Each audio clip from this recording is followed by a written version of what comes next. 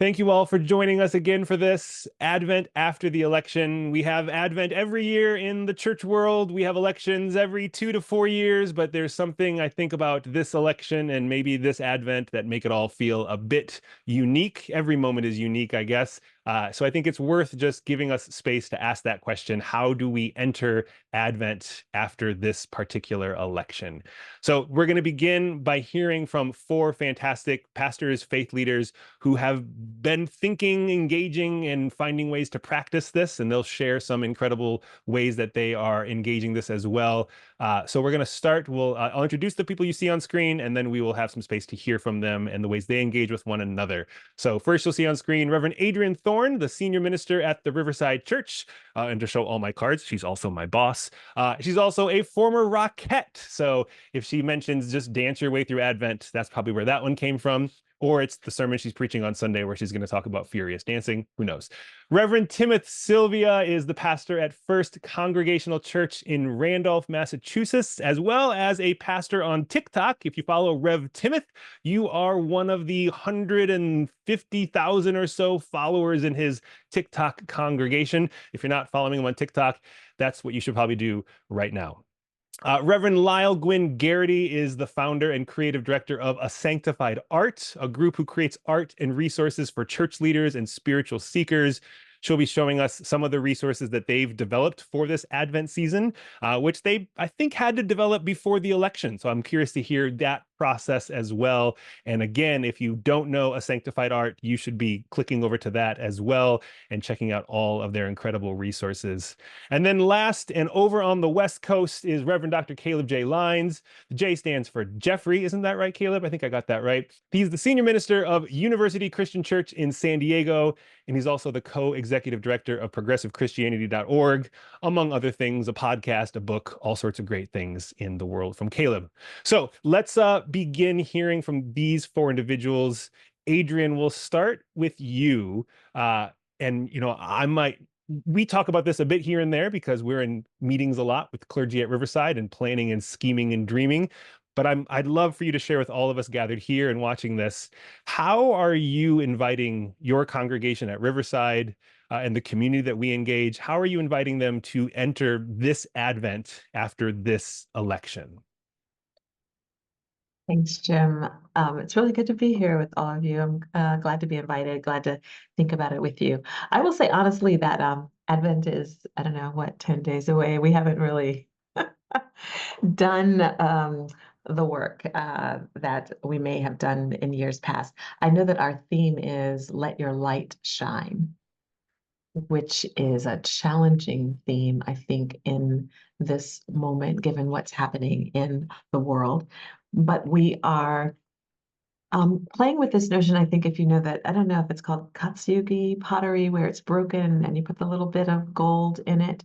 We're looking for ways to crawl into whatever cracks and crevices exist to bring the light.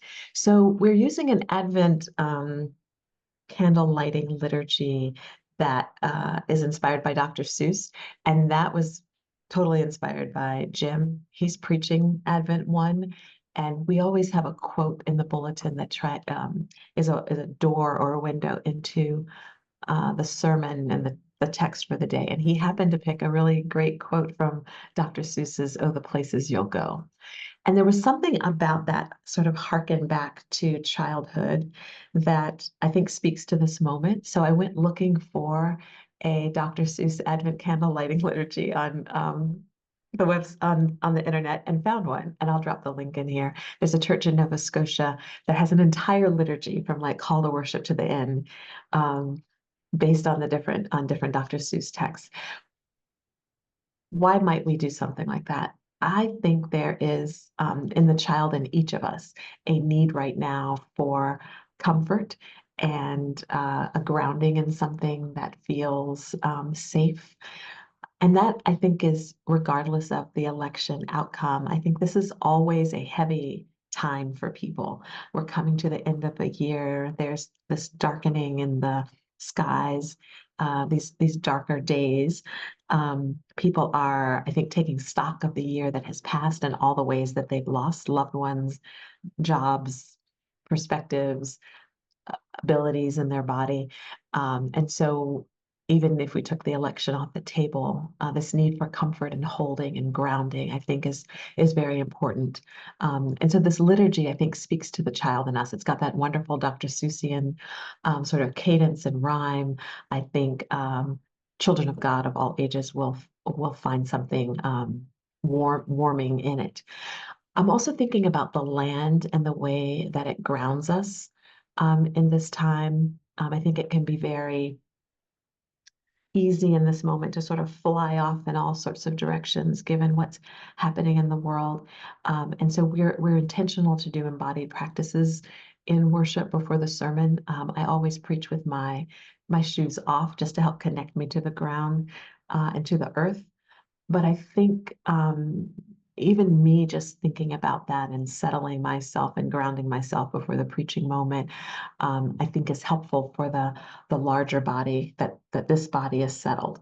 And you know, the land reminds us both of its joy, all of the wonderful things it gives us and the ways that it sustains us, but it also taps into a certain sorrow that our society and culture erases Indigenous siblings, makes them invisible. And so I think it also is holding this energy that we're feeling right now in the world. And then the last thing I am playing with, haven't quite figured this part out yet, is the play between the childlike joy, but also the lament. We do a worship about mid-month called Candlelight, and it ends, it's a spectacular offering of carols and music and candlelight, and all of the choirs sing. And at the end, there's this cross that is projected on the back of the nave, which even as we're welcoming the Christ child, there's this reminder of where we're heading. And so I'm thinking about how to bring that lament, which I think we're feeling in the perhaps in the political realm, but also just in this season and in the Jesus story, um, into our Advent thing. And I'll just say this last part because I think some of what folks are feeling also is tied to COVID still. We're about to mark the 5-year anniversary in March. There's a lot of prickliness and lashing out at my church. I don't know if that's happening at your church. Not everybody, not all the time, but I still think there is some unfinished grieving and lament in people. And so I'm often thinking about how to invite that out so that we can clean those wounds and start to heal as well. Yeah. Yeah. I love how you point out the nature in which December, this holiday, this Advent season is always one where people bring certain particularities, end of year, uh, all the things that come with that. And as we end a year and the slowing down of the seasons around us and life we have. But then this particular one after this election, many other people are bringing another lament. So there's almost a broadening of that sharing of lament. So I love all the invitations and the ways into the season you've offered really just widen the door of who's going to be entering and needing spaces to be present and lament and grieve in all these various ways, which has always been true for Advent season, but it's true for more and more people for other reasons as well. Yeah. And you got to love a Dr. Seuss liturgy. You can't go wrong. I'm a little biased. I also have Dr. Seuss tattooed onto my arm, so I'm Oh, Adrienne, thank you for that. That was beautifully said and rich and helpful for many. Yeah. Timoth, can we swing over to your way? How are you thinking about this Advent season after the election? All that Advent always contains all the things we care about. How are you inviting your congregants and the people you serve in all the spaces on site and online to enter this Advent season? Well, I'll begin by just sort of acknowledging that I'm fanboying just a little bit with Reverend Lisle here with us. And because we are a community that has used resources from a sanctified art for some time. I've actually used them in multiple settings. And our worship team was really excited about what was being produced for this year. And we've been doing this planning, well before the election as well.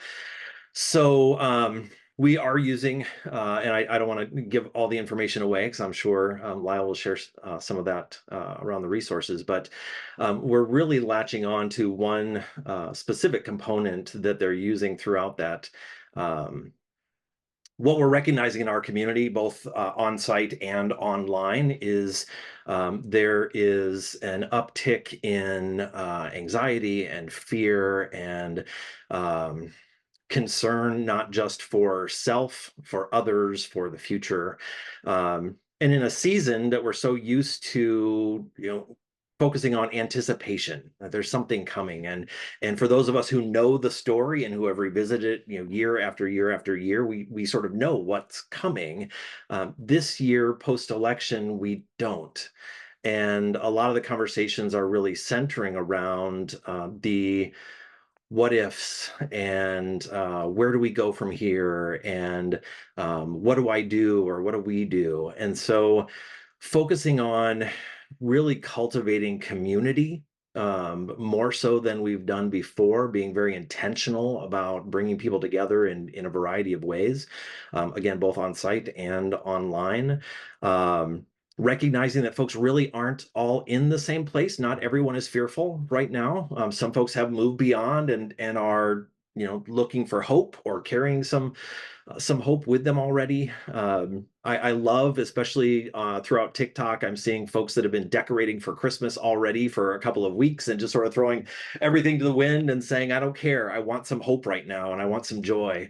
And so touching on that with folks, and within the experiences of community, and as was already mentioned, I mean, just this need for comfort, this idea with the resources from a sanctified art of quilts has been such a gift for our community, in that not just within the resources, but our congregation has been invited to bring quilts in and share the stories behind them and the connections to loved ones, and the comfort that they've experienced in being wrapped up in them. And there's healing in that, in a way, for folks, both in their sharing and for those who are receiving it as well. So as we are stepping into the beginnings of that season and really sort of recognizing the beauty in the availability of comfort in an uncertain time, the intentionality at seeking it out together,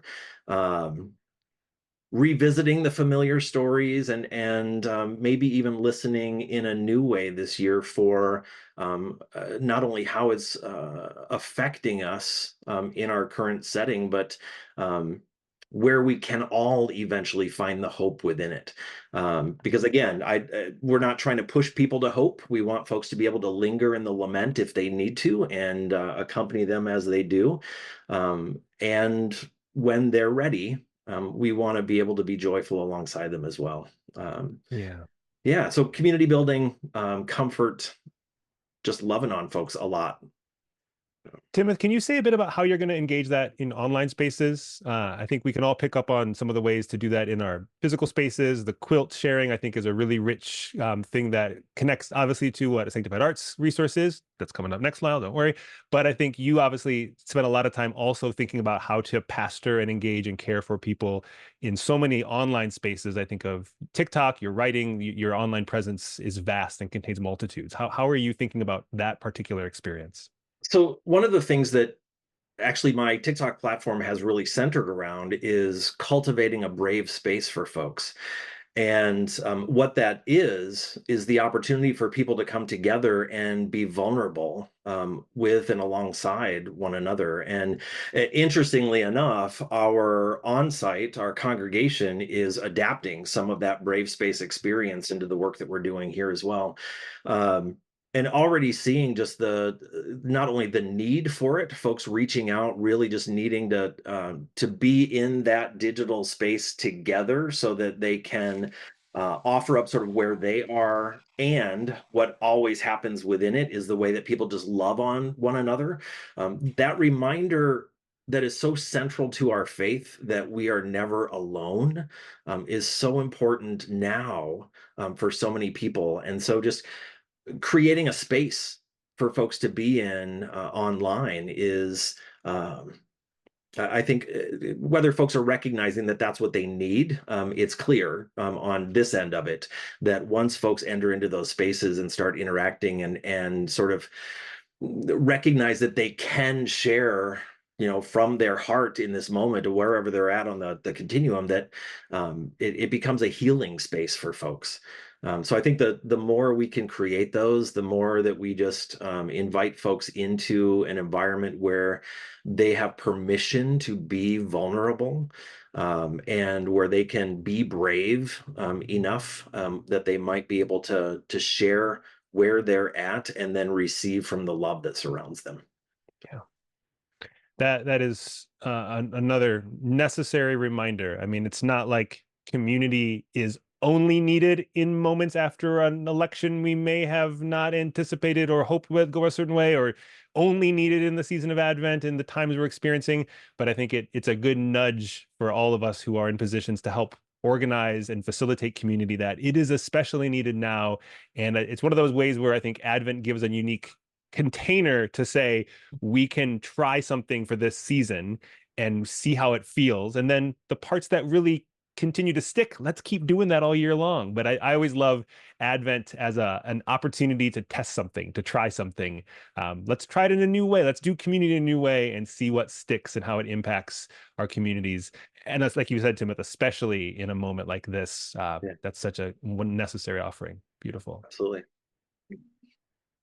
Lisle, you've been summoned already just with Timoth mentioning a bit of sanctified art, and you were next on my list anyway. So welcome. Great to have you with us. Many people on this call I know are grateful for you and your work that exists in so many of our congregations and in the faith that continues to be formed and transformed by us because of the artwork and the experiences. So I'd love to hear a bit more from you. How you've been thinking about Advent. Obviously you knew Advent was coming, you knew the election was coming, you didn't know the results, I don't think, until we all did, but you still had to design a thing and your team had to work on a thing. So how was that process? What is the thing that exists? You think you're going to share a screen and do a little show and tell and let us see some cool stuff? So we'd just love to hear from you how you are kind of thinking about Advent, especially now on this side of the election with the resources and the people you serve. Thank you so much. Thanks for the invitation to be here. And it's good to see some faces. Hey, Adrienne, it's good to see you again after a few years. And so awesome to hear, Timoth, some of those plans and how y'all are incorporating the quilting concept. So why don't I share a link and document? And so if you're not familiar with a sanctified art and what we do, I can give you some things to look at for more details. And then I'll share more of the story behind this series.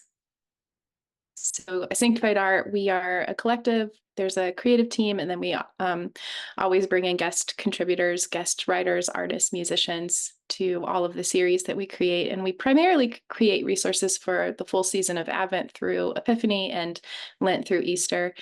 And with that, we create anything that we think could be useful and meaningful for a congregation, anything from liturgy to visual art inspired by the scriptures in the series, to children's curriculum, to banner art, to a devotional booklet. So we're really trying to provide comprehensive materials that are meaningful for a congregation, but also the congregation can choose and adapt what works for them. And we always hope that there's an abundance of creativity in the resources that we create, and then we just see that abundance of creativity just ripple out in really beautiful ways. So we, because it's quite a big operation with so many different collaborators, we begin our planning process quite early and far out. And we actually started our first conversations around Advent for this season began in August of 2023. And it's such an interesting prophetic task to try to look ahead into the future and imagine, what in the world are we going to need? And the question that we always try to center ourselves around is, what is the message that we're really going to need at that time?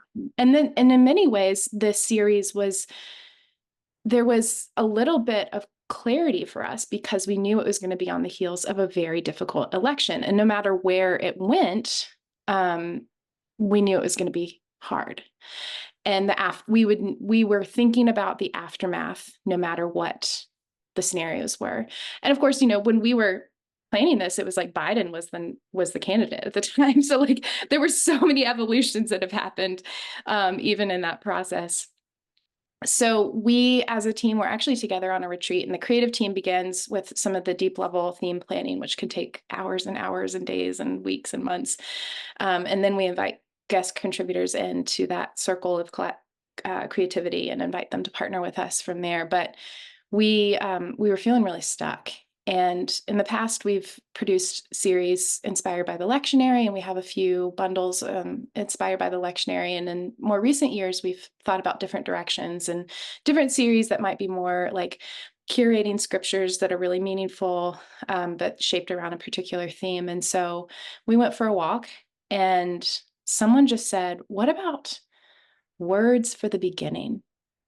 Thinking about the messages that we need when we begin a new chapter, and thinking about Advent being both the beginning, but also the end. And it's the end of the calendar year, and all of these things will come to an end. It'll be there'll be the end of many things, but potentially the beginning of also many new things. And that sitting in that space of beginnings and endings can be really tender. And so we started to think about Mary being faced with so many endings herself, personal, political, and what are the words for the beginning that she would want to pass on to her son? What are those messages that we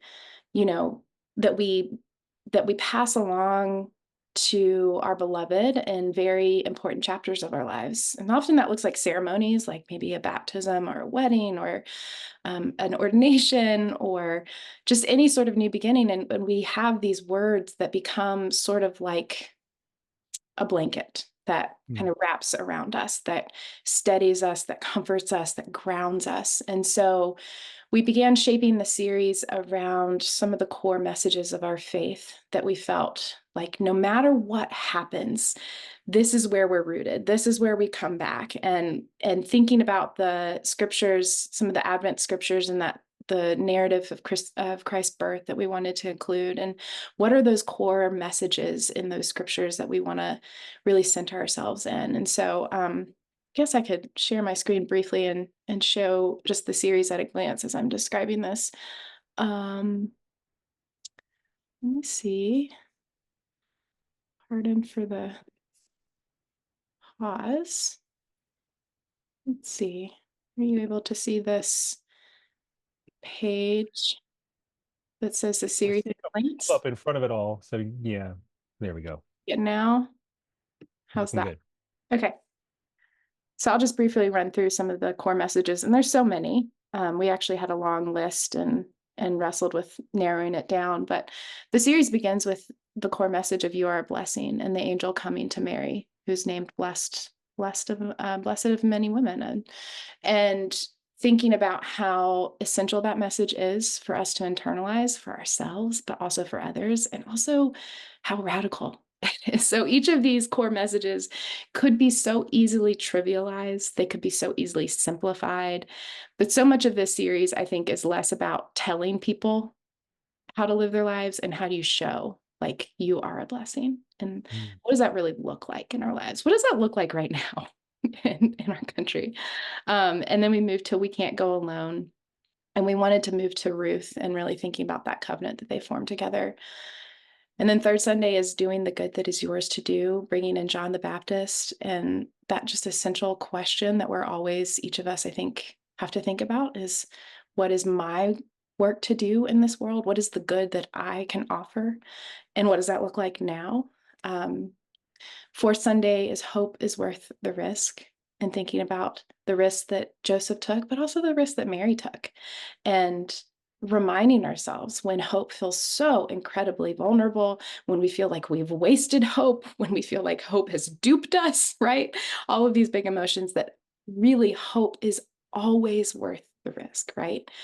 And unpacking a bit of like, what is hope? Is it optimism? Is it idealism? Is it this muscle that we can like flex and strengthen, especially in difficult times? Christmas Eve, our core message is "Love Knows Your Name." And just thinking about that good news coming to the shepherds and becoming so personalized, that this good news is for you, but it's also for all. And that joy is for everyone, right? And that sense of being known by a God who wants to come here and take on flesh and know every part of the human experience. And then Sunday after Christmas, we curated what sort of a play on lessons and carols, but a liturgy that's lessons in laughter. And we're thinking about the importance of joy and laughter and levity. And so it's a unique liturgy that has scripture readings and practices of communal joy interwoven together.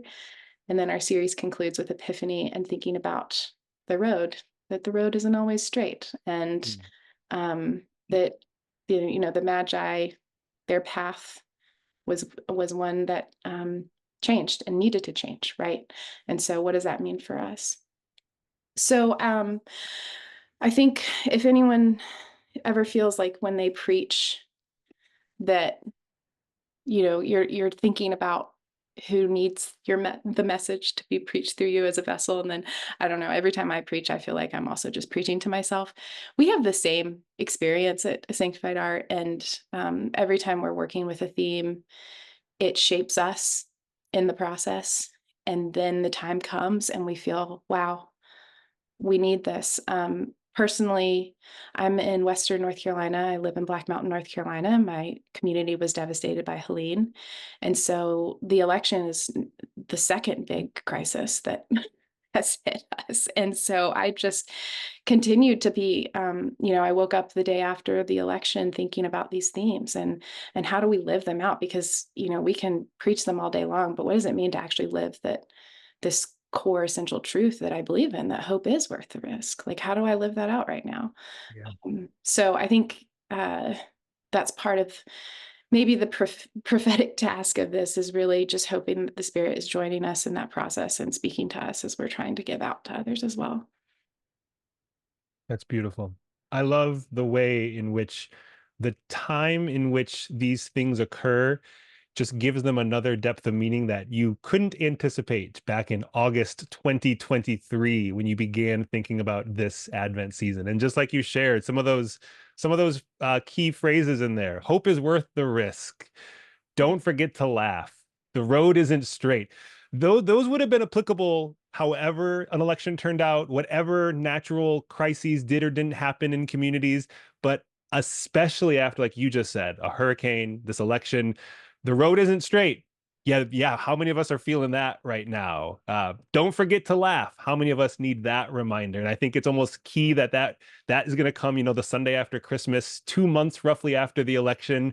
Okay, I think maybe I'm ready to laugh now. I've had these months, and we need those invitations. And I think it's really powerful when our liturgies and these rhythms of our church life aren't just like going through the motions, dribble, dribble, shoot your free throw, but it's an intentional invitation that always aligns with the particularity of when it is being offered. And that is what always makes every one of these unique, regardless of the circumstances.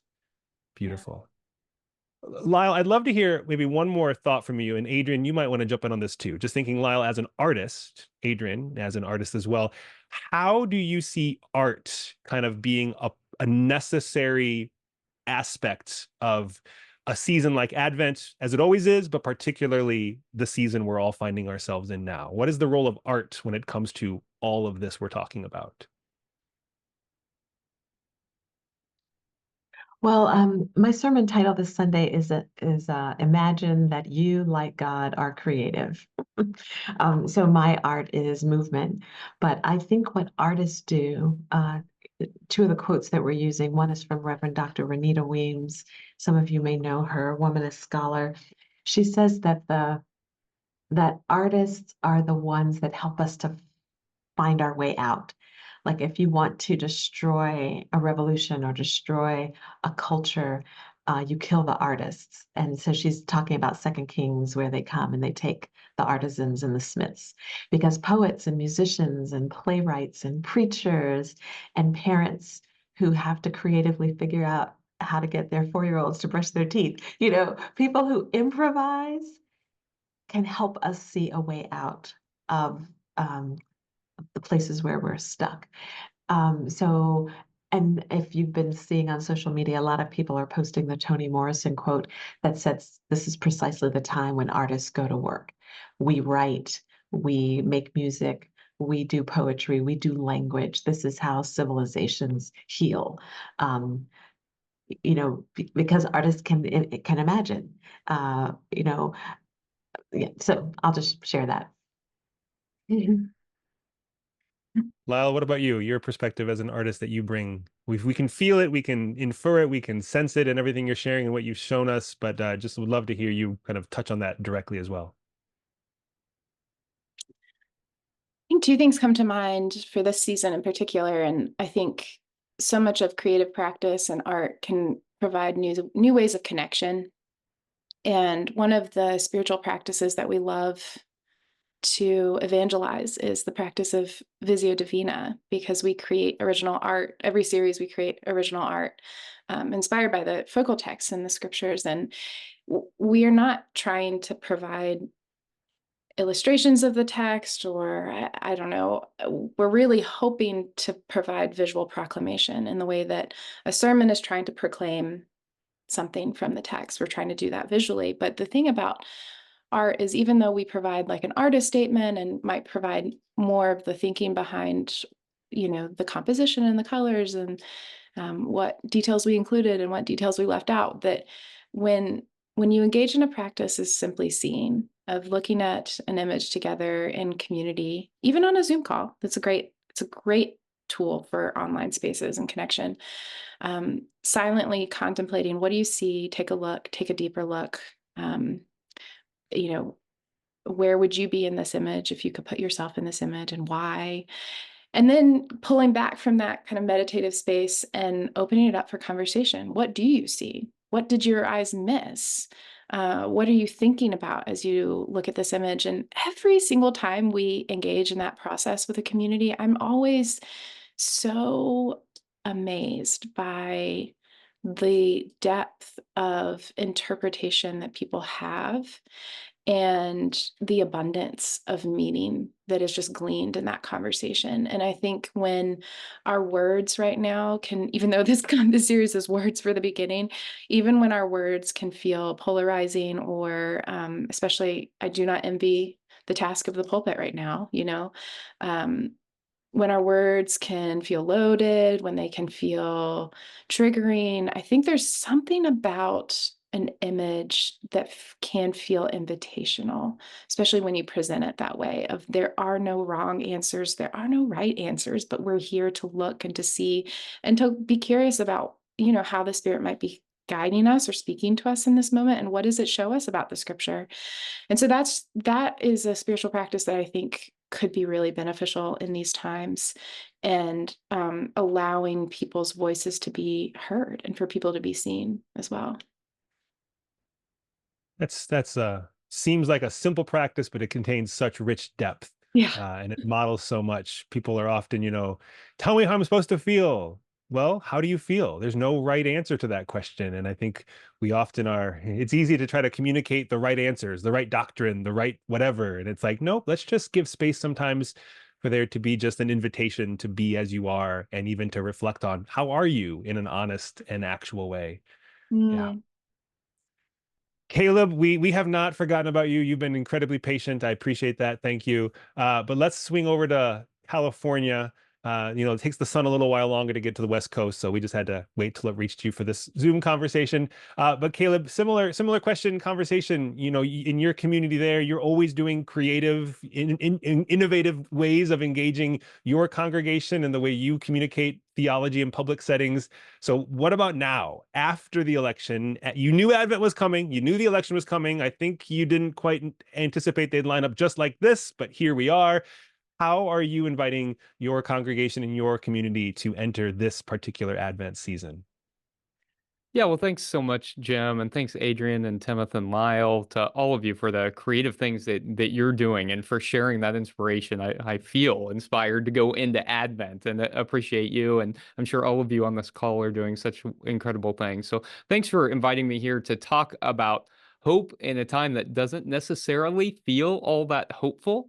And so, to be honest, over the past couple of weeks, my congregation has been in mourning of the results of the election.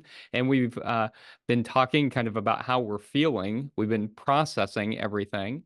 So I serve a progressive congregation, a deep blue congregation, and it has been necessary to grieve and to create a space where we can try to find hope and enter a season of hope. So, contrary to Lisle, who had to plan this a year in advance, I purposely didn't plan anything for Advent until I knew what the election results were, because I knew that it would need to take on a different tone, a different form, depending on how the election went. And so, as I was thinking about the election, I was recalling a worship series that we had used a few years ago from Worship Design Studio. It was a series called Angels Among Us, and it focused on the phrase "fear not." That angels always say when they visit in the biblical text, especially when there seem to be reasons to fear. So I saw this meme recently, maybe you all have seen it, where there's this kind of horrifying angelic creature, because they're not described in biblical text with like halos and stuff. They're like horrifying. And in the meme it says, "Why are you afraid?" And in the same way, it seems like there's a lot to be afraid of right now, and that fear is absolutely valid for lots of groups of people. So we're not using that Worship Design Studio series this year, but the phrase "do not be afraid" was floating around in my head. And so I started to think about that, and I started to wonder, well, what is it that people are afraid of? And most of the time, I think that people are afraid of the folks that Jesus would have been hanging around with and the values that Jesus would have taught.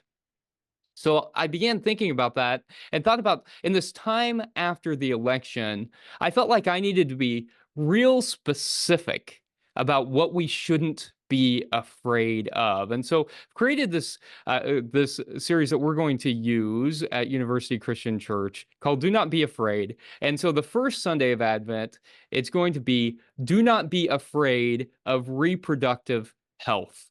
And we're going to use the angelic visit to Mary, where she gives consent to give birth to Jesus. And then on the second Sunday, we're going to say, "Do not be afraid of powerful women." And we're going to use the Magnificat. It's also our choir Sunday, so that seemed to make sense. On the third Sunday of Advent, we're going to say, "Do not be afraid of critical race theory." And we're going to use the opening chapter of Matthew to contextualize who Jesus was, what his context was, and how that has to inform us in the 21st century. Then on the fourth Sunday of Advent, we're going to say, "Do not be afraid of undocumented immigrants." And we're going to talk about the Holy Family fleeing to Egypt. And then on Christmas Eve, we're going to say, "Do not be afraid of drag queens."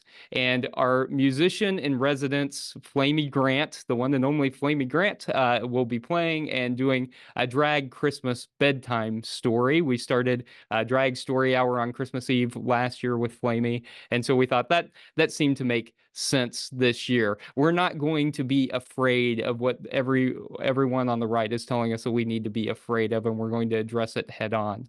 So in addition to that stuff, I've got small groups going on at the church. They're reading my book, Awakened, and in it I describe the powerful role that Mary plays in the story, the Holy Family as asylum seekers, the role that women in Jesus's genealogy have, the story of Jesus's birth and revelation as a stance against empire. So they're gaining all that context as well. But we also recognize that while we're kind of addressing things head on, that people need spaces to just be. And so we're starting a Buddhist Christian meditation that we're doing throughout Advent that felt like a niche and a need in our community, and also a grieving space to give people quiet reflection time to deal with their emotions as they need.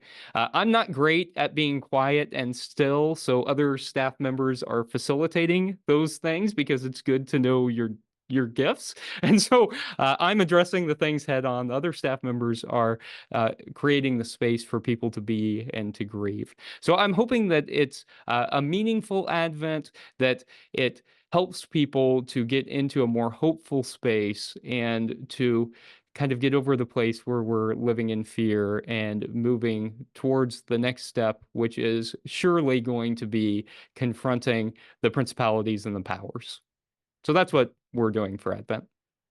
Caleb, that's as always brilliant, creative, fantastic. I think we're all going to be checking out your Sunday live streams and your sermons to see how that comes to life. I know I'm eager to see where all that lands. And I love even the way in which you have the ability to be so nimble of like, I'm not even going to start until after the election, because knowing your context, especially, it's going to be two drastically different turns just to offer that both public proclamation as well as, assurance of this is who we still are, even if our country voted something else. And how do we give ourselves spaces to just be present and be what we need to be in all of these moments? Whew, that's rich and deep and exciting. I love it. I love it. All right, I want to give a minute in case any of you four brilliant people heard something that you all just shared that you want to respond to or engage with one another briefly, and then we're going to shift ourselves slightly. So more brilliance that you're hearing echoing that the four of you want to pick up and lift up or accent one more time?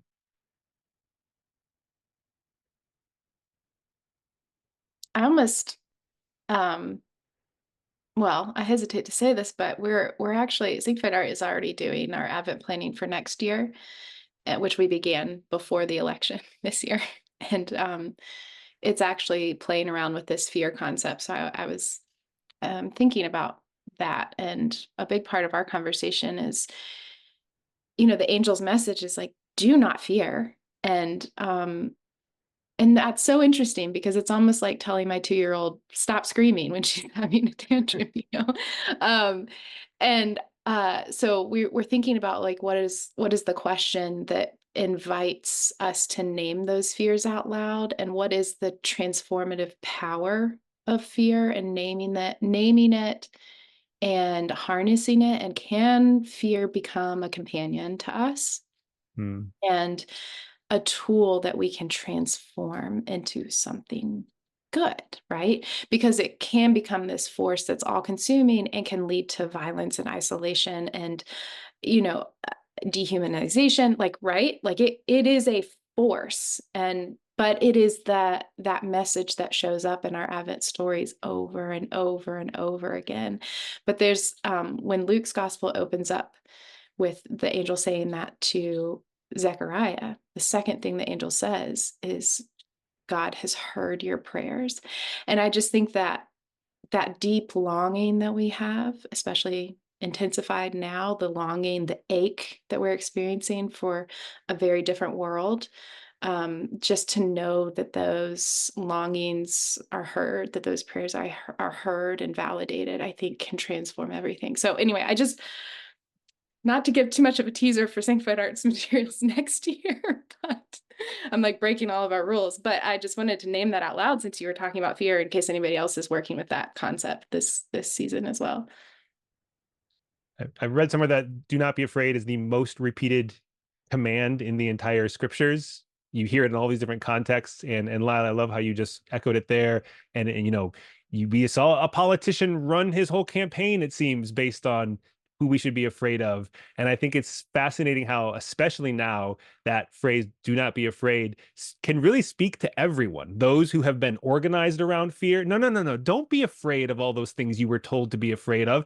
And those of us who might be like, oh, it turned out this way, I'm afraid for all. Okay, those are real emotions, but let's also operate. And how can you turn that into fear? So I think that phrase lands for everybody differently, and it's a necessary invitation on whatever side of a political spectrum or experience we have, especially in these moments now. Yeah. Jim, I was just going to add, I thought that do not fear, I imagine would preach particularly powerful in purple churches. I saw some comments in the chat that it might be tough, but I think this invitation to remember the truths that are always truth that Lisle shared from the beginning, perhaps invite us back into relationship with people that we think we don't have relationship with. So this notion that it will always be this way and we will always be these different colors, the do not be afraid is I think a callback to what's true. Yeah. I can't pull them up off the top of my head, Lisle, but you are beloved of God and all of those things you said. That's true of the reds, the purples, the blues. and on and on. Well, and something that I keep thinking about personally in this aftermath is that, I can look online and I can look on the news and I can see some really terrifying stuff. And I can think about the future and I can spiral out and I can get really terrified. And then I look out at my community and, you know, my experience in the past 6 weeks, 8 weeks, like in the aftermath of Helene, we had an entire infrastructure down, no water, no cell, no power. And neighbors survived because of neighbors. I was literally walking across a neighbor's yard with political signs that are not the people that I was voting for, and they were handing me their hose because they still had water for 24 hours longer than we did. And there was something so poignant about having this disaster in the midst of an election season where every yard is littered with these like, what side are you on? And yet when I look at people, I look at the people in my community, and some of them I assume didn't vote the way I did. And yet I look at them and I see them as like good humans who want the best. And I dropped my daughter off at preschool, and I don't know how some of the staff there voted, and I know that they are deeply devoted to my child and love her as if they are her own. And so I just keep thinking about that contrast, and I keep wondering about the task of preaching in this season, and how, the world that we could embody, there's one version of it that is really terrifying and divisive, and some hard things are going to happen. That's not at all to erase that. And people are vulnerable. There are many people who are vulnerable, right? And yet that call to be a community and to connect with one another, to be neighbors to one another, I think is what I think our work is, right? Yeah. It always is, and especially always now. is. We feel Right. it more uniquely. I think you're right, because we've gone through this season of seeing political signs in yards, and Caleb, you're in a deep blue context, but not all of us are. I'm in a similar to you, Lisle, where it's like my little small Michigan town is mostly filled with people who have a different political and even religious ideology than I do. So how do I trust my kids at daycare when I can't always know that they're all like holding the same beliefs and values? And now even seeing all the yard signs gone, it's like, wait a minute. I used to be able to know kind of who stood where based on what you were putting in front of your house for a season, but now who's who? It's just a different place to navigate. And we have to, especially now, be able and willing and ready to navigate those unique spaces. Yeah. I was All right. Here's, thinking. oh, go ahead, Caleb. I'll be brief. In line with that, we had I guess, preacher on Sunday, a friend of mine who lives in Texas, a Black woman living in Texas, and was speaking about what that was like to be deep in the heart of Texas after the election, and about going to her neighbor who voted for Trump, and she talked about having to cross her yard to do that, to like go across the physical space. And her invitation to us was to cross the yard.